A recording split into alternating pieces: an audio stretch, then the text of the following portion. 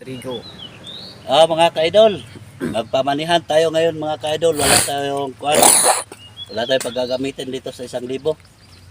Magpamanihan tayo. Pabuno sa inyo ba? Sa makapanood dito sa lugar ng mga ka-idol, nandito kami sa Butuan. Papuntang Butuan na. Dito po ilalagay. Okay. Ito mga ka-idol, dito po ilalagay sa may puno ng pine tree. Ito 1,000, buo yan ha, walang biro ha.